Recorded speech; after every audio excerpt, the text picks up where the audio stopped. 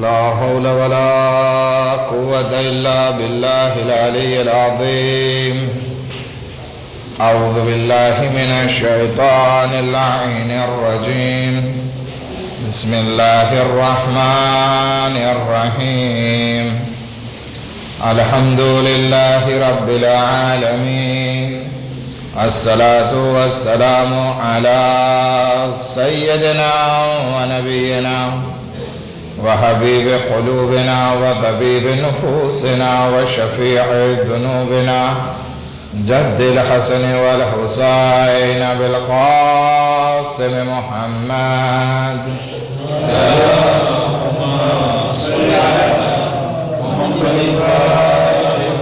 وأهل بيته الطيبين الطاهرين المعصومين المظلومين ولعنة الله على أعدائهم أجمعين. أما بعد، وقد قال الله تبارك وتعالى: بسم الله الرحمن الرحيم.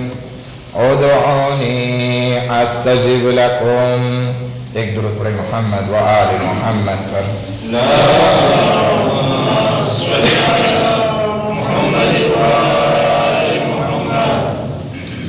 खुदावंद आलम एक जगह पर इरशाद फरमावे छे, उदऊनी अस्तजिब लकुम, કે તમે મારા પાસે દુઆ માંગો, હું તમારી દુઆઓને કબૂલ કરવા વાળો છું. આ મહિનાને અગર જો આપણે કહીએ તો ઇબાદતની વસંત ઋતુ છે, ઇબાદતની બહારની મોસમ છે. બહાર અને વસંત ઋતુ કોને કહેવાય? આખા વર્ષમાં એક મહિનો એવો આવે છે કે જેમાં ફૂલો ખીલે છે, નવો તરો તાજગી આવે છે, જગ્યાએ જગ્યાએ હરિયાળી દેખાય છે. આને કહેવાય છે વસંત ઋતુ. તો ઇબાદતની વસંત ઋતુ અગર કોઈ હોય તો એ છે માહે રમઝાન. એવી જ રીતે કુરાનની તિલાવતની કોઈ વસંત ઋતુ હોય તો એ આ માહે રમઝાન. એવી જ રીતે દુઆ અગર જો કબૂલ કરાવવી હોય તો એ આ માહે રમઝાન છે. કારણ કે ઇન્સાન અલ્લાહની એકદમ નજદીક આવી ગયો હોય છે. ખુદાવંદી આલમ સામેથી કહે છે કે તમે મારા પાસે માંગો, હું તમારી દુઆઓને કબૂલ કરવા વાળો છું. એક માણસ હતો, એ એક ગામમાં જાય છે, જૂનો જમાનાની વાત કરું છું. હવે ત્યાં બાદશાહ પોતાના જન્મ દિવસ ઉપર, પોતાની એનિવર્સરી ઉપર પોતાની પ્રજાને, પોતાના માણસોને બધાને ભેગા કરતો, ગામવાળાઓને, કે આજે તમને જે જે ખપતું હોય તમારી બધી હાજતને હું પૂરી કરીશ. હવે આ એક સામાન્ય માણસ હતો, એ જોવે છે કે આટલું બધું ભીડ અને ક્રાઉડ છે, બધા માણસો ભેગા થયા છે. તો પૂછે છે કોઈને કે આ બધા શા માટે? તો કે તને નથી ખબર, આજે આપણા બાદશાહની એનિવર્સરી છે. આપણે એનિવર્સરીમાં કદો દઈએ. અહીંયા જે છે બાદશાહ પોતાની મમલેકતને, પોતાના માણસોને કદો દેતો હતો. તો કે તું જે માંગીશ એ રાજા તને આપશે. ધ્યાનથી સાંભળજો. હવે આ માણસ પણ લાઈનમાં ઉભો રહી જાય છે, ક્યુમાં ઉભો રહી જાય છે. હવે રાજા પાસે જે કોઈ માંગે, કોઈ કપડા માંગે તો રાજા એને કપડા આપે, કોઈ સવારી માંગે રાજા એને સવારી આપે, કોઈ પૈસા માંગે રાજા એને પૈસા આપે, કોઈ જે છે ખાદિમ અને ગુલામ અથવા એસ્ક્લાવ માંગે બાદશાહ એને આપે. હવે જ્યારે આ માણસનો વારો આવ્યો, પૂછ્યું બાદશાહે કે તને શું ખબર છે? આજે મારો જન્મ દિવસ છે, હું તારા દિલને ખુશ કરવા ચાહું છું, તું માંગી હું તને આપું. તો આ માણસ કહે છે કે એક કપોકો ચાવલ ખપે છે. બાદશાહ લેરવે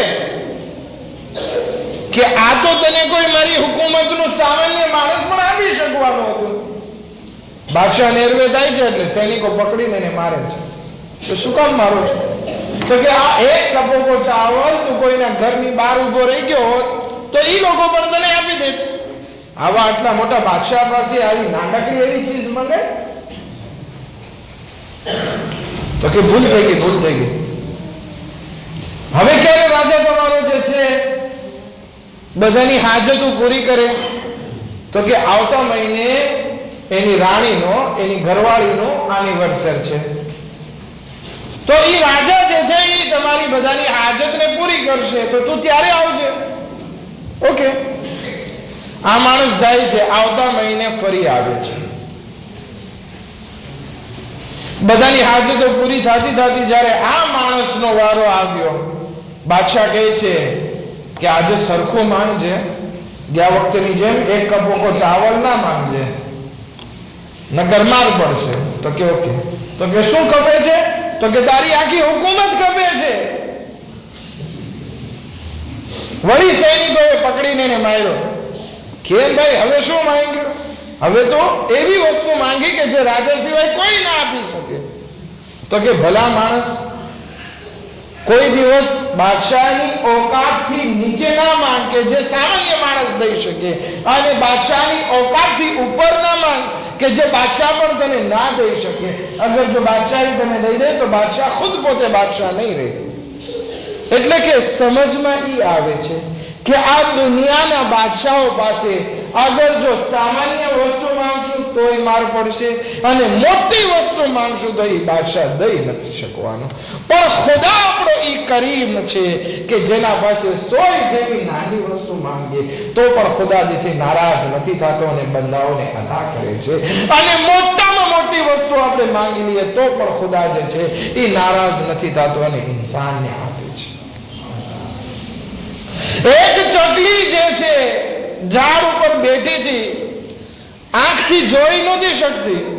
રસૂલે ખુદા ત્યાંથી પસાર થાય છે સહાબીઓ વચ્ચે, અને કહે છે એ ચકલી કઈ કલબલાહટ કરતી હતી, આંધળી હતી, કલબલાહટ કરે છે. રસૂલે ખુદા બધાને કહે છે, સહાબીઓ તમને ખબર છે આ ચકલી શું બોલે છે? તો કે ના, અમને નથી ખબર. તો કે તમે એ ચકલીની અવાજને સમજો છો? તો કે હા, અમે શું બધા નબીઓ જે છે, અલ્લાહના ખાસ બંદાઓ જે છે એ હૈવાનોની આવાજને સમજે છે.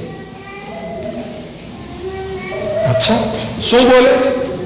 એ ચકલી, રસૂલે ખુદા તર્જુમો કરે છે એ ચકલીની વાતનો, અને કહે છે કે આ ચકલી પોતાના પરવરદિગાર સાથે મુનાજાત કરે છે. આ પરવરદિગારા, તે મને પેદા કરી અને હું આંધળી છું. હવે હું મારો શિકાર અથવા મારો ખોરાક, મારું ખાવાનું મારી હાથે નથી ગોતી શકતી. અય મારો પરવરદિગાર, તું મને અતા કર. હજી આ ચકલીની દુઆ પૂરી નથી થઈ. રસૂલે ખુદાએ હજી તર્જુમો પૂરો નથી કર્યો. ત્યાં એક જીવડું જે છે ત્યાંથી ઓટાય છે અને ફસાય છે, અને સીધું આ ચકલીના મોઢામાં આવે છે. ચકલી ખાય છે, વળી કલબલાહટ કરે છે. પૂછે છે, યા રસૂલલ્લાહ, હવે આ શું બોલે છે? તો કે હવે બોલે છે કે અય પરવરદિગારા, તારો શુક્ર છે કે તું મને ભૂલી નથી ગયો. હું આંધળી છું, તેમ છતાં તું મને રિસ્ક પહોંચાડે છે. વિચાર કરીએ, આ ચકલી કેટલી સામાન્ય, એક જીવડાની કિંમત શું, છતાં પણ ખુદા પાસે માંગ્યું, ખુદાએ એમને અતા કર્યો. જનાબે સુલેમાનની આપણે વાત કરીએ, અલ્લાહની બારગાહમાં દુઆ કરી કે ખુદાયા તું મને એવી હુકુમત અતા કર કે જે લીધે કોઈને ના અતા કરવાનો હોય. ખુદાએ હઝરત સુલેમાનને એવી મોટી હુકુમત અતા કરી કે જિન્નાત અને ઇન્સાન તો શું, હવા ઉપર પણ એની હુકુમત હતી. તો વિચાર કરીએ, દુનિયાનો બાદશાહ ઈ છે કે એની પાસે એક કપોકો ચાવલ માંગીએ તો ઈ મારશે, હુકુમત માંગી લઈએ તો પણ મારશે. પરંતુ આપણો પરવરદિગાર પાસે અગર ચકલી જીવડું માંગે છે, ખુદા અતા કરે છે. સુલેમાન મુલ્ક માંગે છે, ખુદા અતા કરે છે.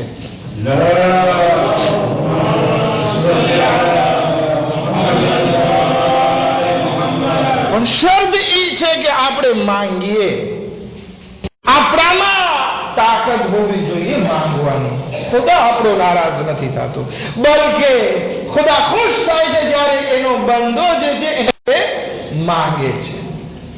એક માની મમતાને પૂછીએ, ઘરે આપણી ઘરવાળીને સવાલ કરીએ. અલ્હમ્દુલિલ્લાહ અહીંયા બધાના ઘરે औलाद. માની મમતાને સવાલ પૂછીએ કે આ બાળક જ્યારે નાનું હતું ત્યારે તારા પાસે કઈ સવાલ કરતો, મમ્મા મને ભૂખ લાગી છે, તો કેવી માને પ્લેઝર થતી દેવામાં. તો ખુદા તો એ માની મમતાને પેદા કરવા વાળો છે. તો ખુદા પાસે આપણે માંગીએ તો ખુદાને કેટલું પસંદ આવે. એક હદીસમાં છે કે જેમાં ખુદાવંદી આલમ 6 વસ્તુ બયાન કરે છે અને કહે છે, હે મારા બંદા, અમુક વસ્તુ તારા તરફથી અને અમુક વસ્તુ મારા તરફથી. એક હાથે તાળી પડે? કોઈ છે કે જે એક હાથે તાળી પાડી દે? નહીં, એક હાથે તાળી નહીં પડે. એવી જ રીતે ખુદા કહે છે કે તમે અમુક વસ્તુ અંજામ આપો, હું તમારા સામે અમુક વસ્તુ અંજામ આપીશ. પહેલું જેમાં ખુદાવંદી આલમ બયાન કરે છે, તમે દુઆ કરો, કબૂલ કરવો મારું કામ, હું કબૂલ કરીશ. હા, પણ ખુદાવંદી આલમ કોઈ વખત દુઆને કબૂલ કરે છે. હવે દાખલા તરીકે મને જે છે ફોર એક્ઝામ્પલ કઈ પૈસાની જરૂર પડી, હું અલ્લાહની બારગાહમાં દુઆ કરું છું, ખુદાએ આ મારી મુશ્કેલાતને આસાન કર. બારગાહે ઇલાહીમાં મારી દુઆ ટકરાણી, કબૂલ થઈ, પણ ખુદા ફરિશ્તાઓને કહે છે કે આને હજી પૈસા હમણાં એના સુધી નથી પહોંચાડવા. શું કામ? કારણ કે માંગે છે, મને ગમે છે. અગર હું આપી દઈશ તો એના કામે આવેલો જશે અને વધારે દુઆ નહીં કરે. ઘણી વખત દુઆ કરવામાં મોડું થાય છે દુઆ કબૂલ થવામાં. શું કામ? કારણ કે ખુદા ચાહતો હોય કે આપણે વધારે સોઈ નથી ગયા, થાકી નથી ગયા, આપણે વધારે માંગીએ. ઘણી વખત એવું થાય છે કે આપણે એવી વસ્તુ માંગી લઈએ કે જેના કારણે આપણું જ નુકસાન થવાનું. ખુદા એ દુઆને કબૂલ નથી કરતો, સાચવી રાખે છે. જન્નતમાં એનો અર્થ હતા. એક હદીસમાં છે, જ્યારે આપણને આપણી દુઆઓનો અજર મળશે કયામતના દિવસે, કે જે દુઆ આપણી દુનિયામાં કબૂલ નહીં થઈ હોય, ત્યારે આપણે અફસોસ કરશું. ખુદા આપણી દુઆના બદલા બદલ કયામતમાં અજર આપશે અને આપણે પછતાશું કે કાશ દુનિયામાં મારી કોઈ દુઆ કબૂલ ના થઈ હોત કે જેથી મને અહીંયા એનો આટલો અજર મળે. તો આપણે હંમેશા અલ્લાહની બારગાહમાં માંગતા રહીએ. બીજું ખુદાવંદી આલમ ફરમાવે છે, તૌબા તમે કરો, ગુનાહોની માફી હું આપીશ. પણ હવે આપણે ગુનાહોની માફી ના માંગીએ તો શું ખુદા માફ કરવા? ત્રીજું, તમે મારા ઉપર ભરોસો રાખો, હું તમારા કામોને કામયાબ કરીશ, કામોને પૂરા પાડીશ. આ ચકલી આંધળી હતી, ખુદા ઉપર તવક્કુલ કર્યો, ખુદાએ એનું કામ પૂરું કર્યું. રસૂલે ખુદા આખિરમાં કહે છે કે મારા સહાબીઓ, આ આંધળી ચકલીથી તમે શીખો કે એ પોતાના કામને ખુદા ઉપર સોંપી દીધા, એનો ખોરાક એના મોઢામાં આવીને ફસાણો. આપણે પણ ઘણા કામો આપણા ફસાઈ જાય છે, એ કામો અલ્લાહને સોંપી દઈએ. વમન યતવક્કલ અલલ્લાહ ફહુવા હસ્બુહ, કે જે કોઈ ઇન્સાન અલ્લાહ ઉપર ભરોસો કરે છે, તવક્કુલ કરે છે, ખુદા એના માટે બસ છે. ચોથી વસ્તુ, તમે સબ્ર કરશો તો હું તમને અજર આપવા વાળો છું, હું તમને ખોરાક અને રોજી આપવા વાળો છું. તમે શુક્ર કરશો તો હું તમારી નેમતોમાં વધારો કરવા વાળો છું. તમે અગર જો મારી રજા ઉપર રાજી રહેશો તો હું તમારા ઉપર બલા મોકલીશ. હવે આ વિચાર કરવા જેવી બાબત કે આપણે અલ્લાહની રજા ઉપર રાજી રહીએ કે ખુદા તું જે મારા માટે કરે છે એ સારું છે, તો ખુદા આપણા ઉપર બલા પણ મોકલીશ. શું કામ? કારણ કે આ બલાનું આવવું ઇન્સાનની ચડતીની નિશાની છે. માટે કોશિશ કરીએ કે ખુદા જે હાલતમાં રાખે. પરંતુ ઇન્સાનને દુનિયામાં બે વસ્તુ નથી ગમતી. લગભગ બૈરાઓનો દર્શ ઉપર છે એટલે આ બોલી નાખે વાત. ઇન્સાનને જણને બે વસ્તુ દુનિયામાં કઈ નથી ગમતી, ક્યારેય નથી ગમતી. એ હંમેશા પારકી જ ગમે. કઈ કઈ વસ્તુ? પારકો ધંધો અને પારકી શું? કારણ કે ઇન્સાન પોતાની જિંદગીમાં સેટિસ્ફાય નથી. પોતાનો ધંધો અલ્હમ્દુલિલ્લાહ આબાદ હાલતો હોય તેમ છતાં કે ઓલાનો ધંધો કેટલો સારો, એને બેઠી આવક છે, આપણે નથી. એ તો એને જ ખબર હોય કે કેટલા વિશેષો થાય છે. તેમ છતાં આપણને એનો ધંધો સારો લાગે. આપણી બાયડી ગમે એટલી રૂપાળી હોય પણ રોજની કટકટ સાંભળીને થાકી ગયો હોય એટલે બીજી જ દિયાળ સારી લાગે છે, ઓલી કેટલી સારી. પરંતુ ઇન્સાને આ દુનિયામાંથી પોતાની જિંદગીમાંથી આ બે ખસલતને કાઢી નાખવાની જરૂર છે. ખુદાએ જે વસ્તુ આપણને આપી છે એના ઉપર રાજી રહી. ખુદાએ તે મને આ દુકાન આપી છે, તે મને આ ધંધો આપ્યો છે, તે મને આ મારી ડાયરી આપી છે, અલ્હમ્દુલિલ્લાહ. ઇન શકરતુમ લાઝિદન્નકુમ, અગર જો તમે મારી નહેમતોનો શુક્ર અદા કરશો તો હું નહેમતોમાં વધારો કરીશ. પણ તમે અલ્લાહની આપેલી વસ્તુ ઉપર રોદડા રોજ રાજી નથી રહેતા તો પછી ખુદા તમારાથી ક્યાંથી રાજી હોય? ખુદા આપણાથી ક્યાંથી રાજી હોય? માટે જરૂરી છે ખુદાએ જેટલું આપ્યું છે એના ઉપર રાજી રહીએ. એક સલવાત પડે મોહમ્મદ વ આલે મોહમ્મદ.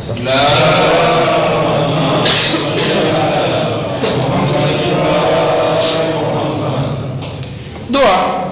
શબે જુમાની રાત છે.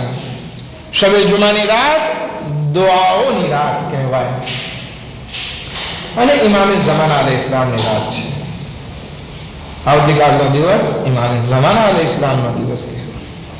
માટે આ માહે રમઝાનુલ મુબારકની પહેલી રાત અલ્લાહની રહેમતના દરવાજાઓ ખુસૂસી રીતે ખુલ્લા છે.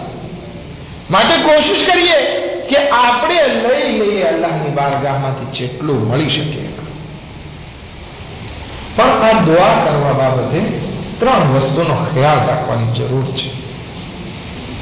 આપણે દુઆ કરીએ છીએ, આપણને એમ થાય કે હું ભિખારી છું અલ્લાહની બારગાહમાં અને ખુદા દેવા વાળો છે, તો મને જ્યારે જરૂર પડે ત્યારે હું માંગુ. નહીં, આ ફિક્ર ખોટી છે, આ ફિક્ર ગલત છે. કારણ કે ખુદા પાસે માંગવું ફક્ત ભિખારીની વાત નથી, બલકે અલ્લાહની સાથે એક રિલેશન, એક સંબંધ કાયમ થાય છે કે જે આ માંગવા કરતા વધારે ઇમ્પોર્ટન્ટ છે. આપણે અલ્લાહની બારગાહમાં કંઈક માંગીએ, દાખલા તરીકે અલ્લાહની બારગાહમાં કહીએ કે ખુદાએ મને 10 મિલિયર્ડ દે.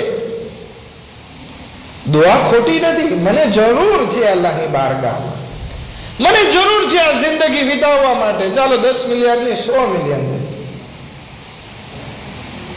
પણ આપણને એમ થાય કે માંગી લીધું, મને દઈ દીધું એટલે મારી દુઆ ખતમ.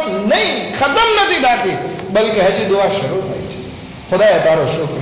આ એક રિલેશન છે પોતાના અબ્દ અને અલ્લાહ વચ્ચે, બંદા અને અલ્લાહ વચ્ચે એક રિલેશન છે. ખુદા ચાહે છે કે એનો બંદો એની બારગાહમાં આવે અને માંગે અવારનવાર.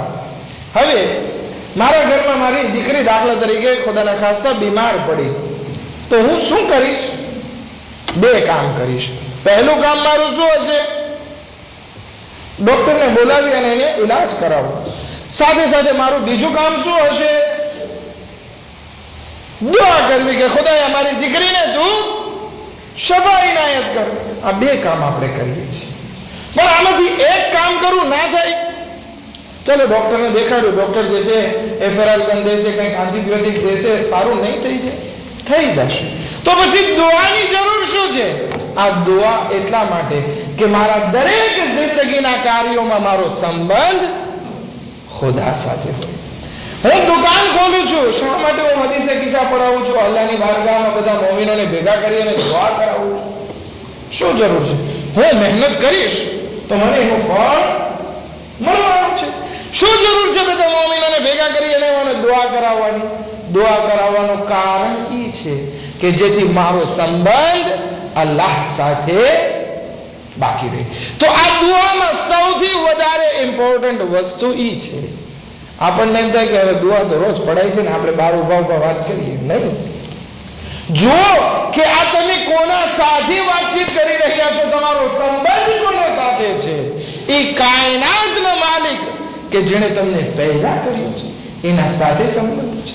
તો જ્યારે દુઆ પડાતી હોય આપણું દિલ દુનિયાથી કટ થઈ જવું જોઈએ, તૂટી જવું જોઈએ. બસ મને ખુદા દેખાવું જોઈએ. લૈલા મજનૂની એક વાત કરતો જાઉં. લૈલા મજનુ તો ખબર છે ને? ખબર છે ને? આજકાલ તો ઝી ટીવી ના હિસાબે આપણા જવાનીઓ બધા પ્રેમમાં પડ્યા છે. તો એ લૈલા અને મજનૂન બે બહુ વધારે એકબીજાને પ્રેમ કરતા હતા. આ મજનૂન જે છે એ હંમેશા પોતાની લૈલાની યાદમાં હતો, હંમેશા. હવે મસ્જિદમાં પસાર થતો તો મસ્જિદમાં દાખલ થાય છે અને એક જગ્યાએથી હાલે છે. એક મૌલવી સાહેબ નમાઝ પડતા હતા. હવે એની સાવ આગળથી હાલે છે. મૌલવી સાહેબ નમાઝ પૂરી થઈ એટલે મજનૂને ખીજાય છે કે આ શું કરે છે? કોઈ નમાઝ પડતું હોય એની સામેથી આવીને નિરાશે કરે છે. મજનુ કહે છે, માફ કરજો, મને ખબર નહીં હતી. હું તો મારી લૈલાના વિચારમાં હતો, મને ખબર નથી કે તમે નમાઝ પડો છો. મારાથી ભૂલ થઈ ગઈ, તમે મને માફ કરજો, મારો ખ્યાલ નહીં ગયો. વળી પાછો મજનુ જાતો ઊભો રહી જાય છે અને કહે છે, મૌલવી સાહેબ એક સવાલ છે.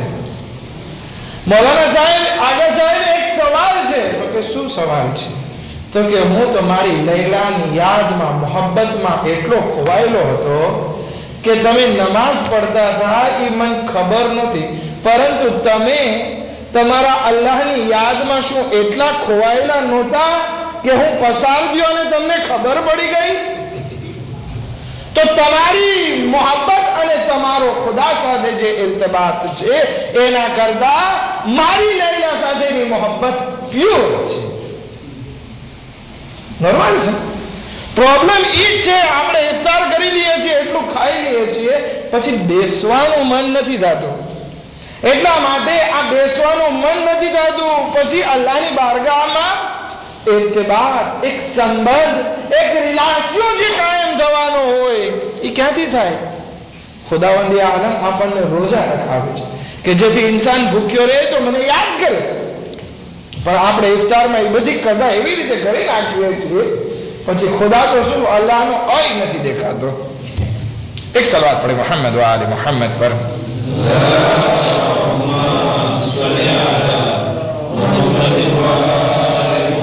બીજી વસ્તુ છે, દુઆ બાબતે જરૂરી છે ધ્યાન રાખવું. દુઆ જે છે એ બે જાતની હોય.